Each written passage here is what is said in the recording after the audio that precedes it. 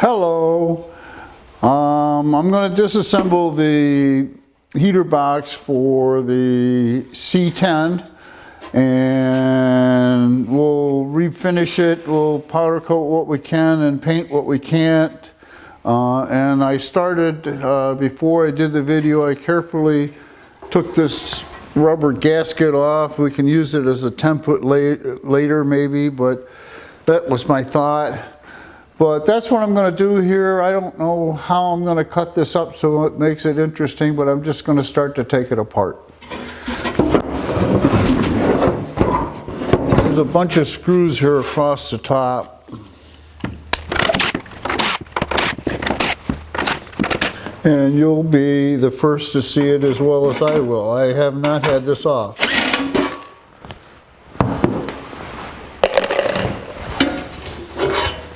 Okay, that looks pretty good. I don't see any corrosion. I think this heater core is in good shape. So here's some more screws, so let's take them out.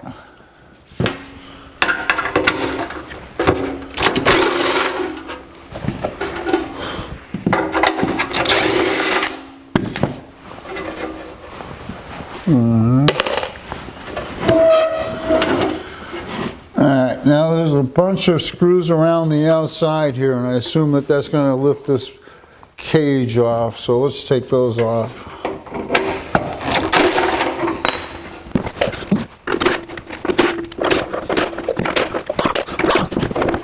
I've been working in the basement of my son's house, and it's dusty.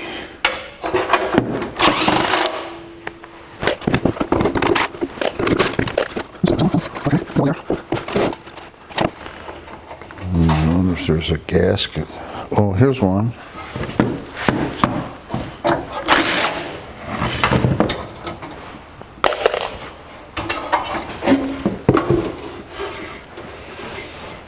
I'm just looking for screws.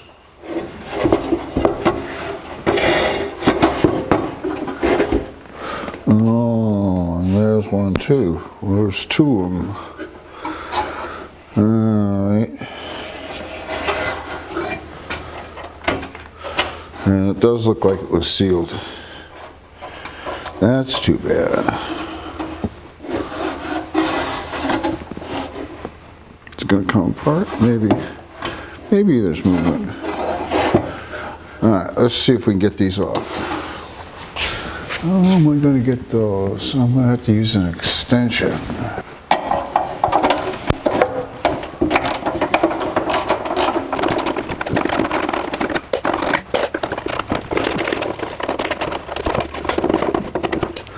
Alright. What we have now so far is I've removed every screw I can find all the way around. The heater core itself is loose, but it appears that the case was bonded to the lower case somehow, so we're going to have to use some persuasion to try to get them apart. This is what it looks like inside. We've removed every screw and nut. It's kind of a self-tapping screw that we can all the way find all the way around the perimeter. The heater core itself is loose, so now we're going to have to apply some pressure to get the two cases apart.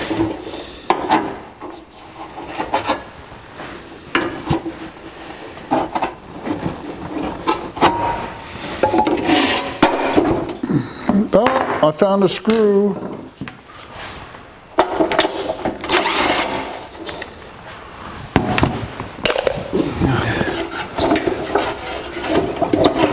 Alright. This is now going to come off, I think.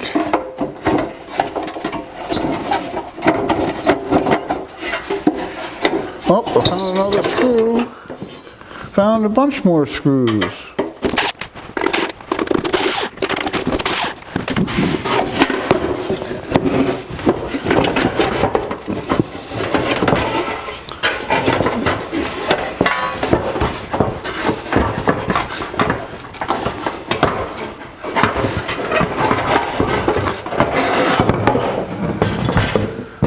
Well, we certainly did remove it.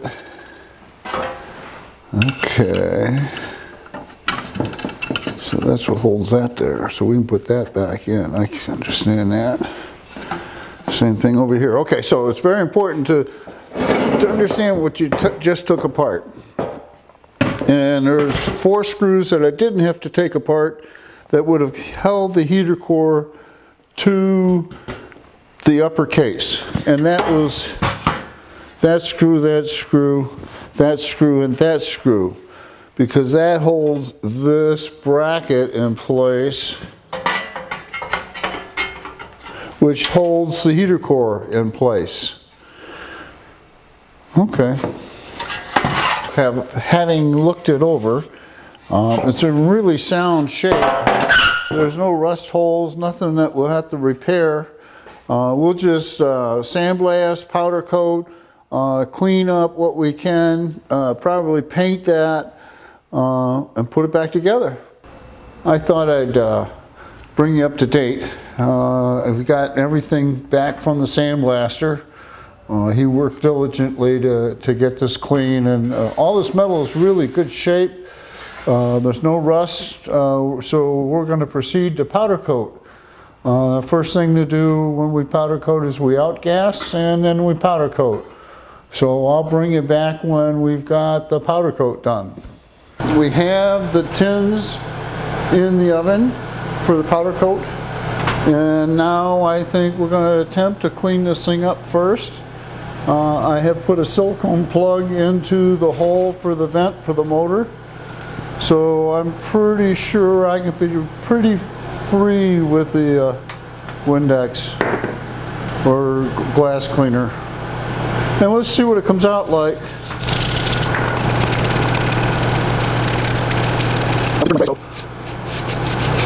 It wasn't too dirty.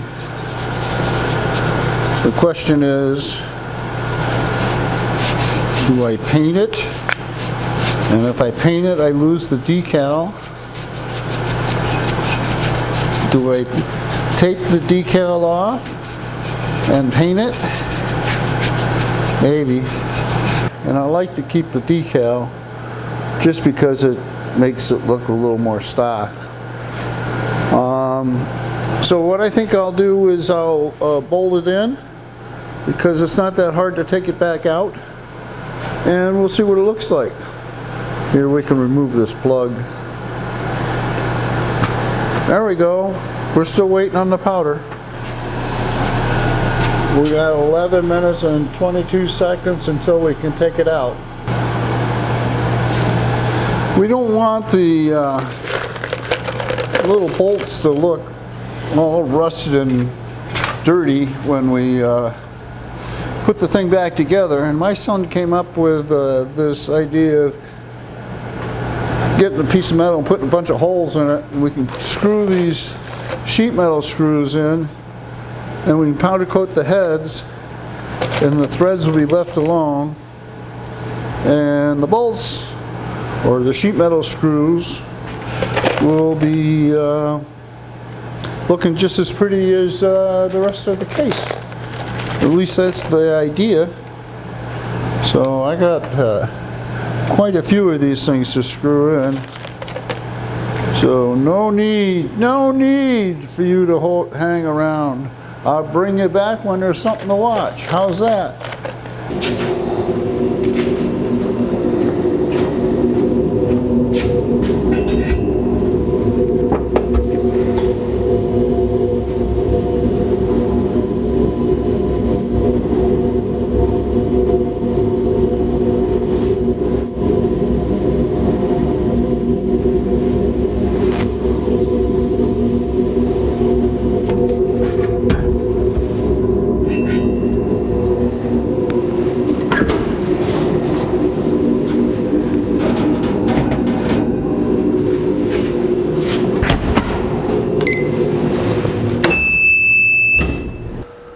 The nice powder coat, man, made these cases look pretty nice.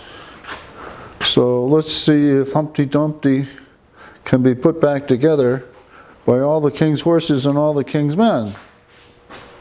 First thing that has to happen is the heater core has to go back into the upper case here, and it goes in with kind of a twisting motion, and you put these elbows, the bends, into the slots here, and then kind of twist it into the heater, and it kind of sets right down in like so. And then we got to put these retaining brackets on. And now we've completed the first step of putting the heater box back together. We've got the heater core reattached to the upper case, and while we got it sitting here, we might as well put the upper panel on. So this goes on like this, and we got some more sheet metal screws to put in. Okay. So now the next thing is to put the lower case on.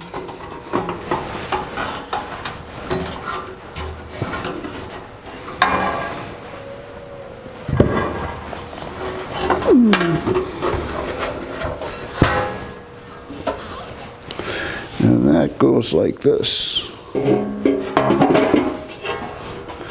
And we got to turn it back over again.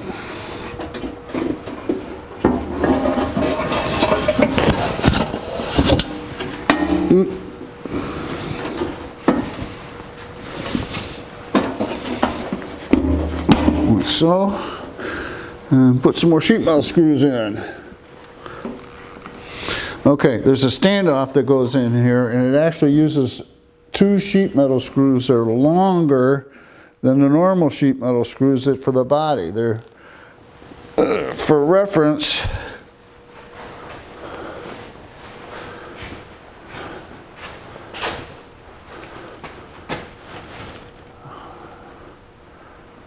there's a short one versus a long one. There's only 2 long ones.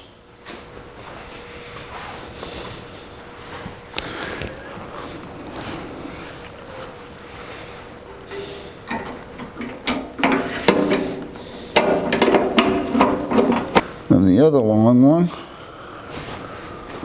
right there, is used to go on the top. And I'll give you a close-up of this. So this is the bracket I've been talking about. This bracket gets bolted with a slightly longer screw than the rest of them. And then the other longer screw is used to hold the clamp together, to hold the pipes together. So let's get back to putting screws in. Let's put the motor on.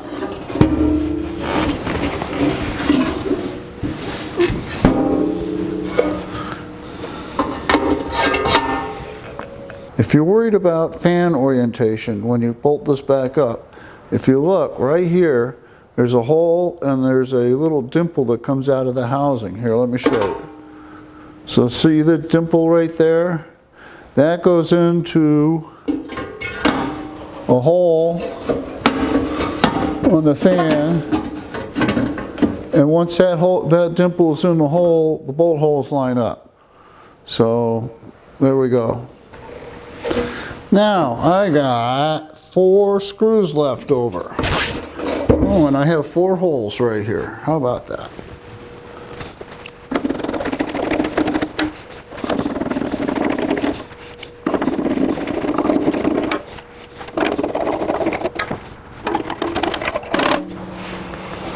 Flapper works.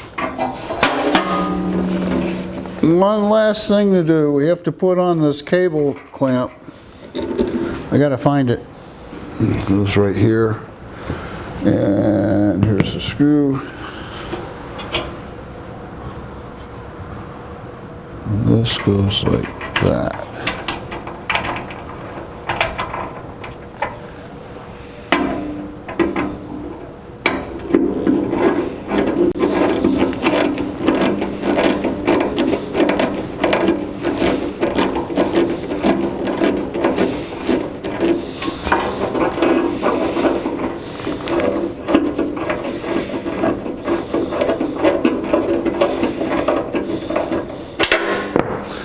Okay, project complete.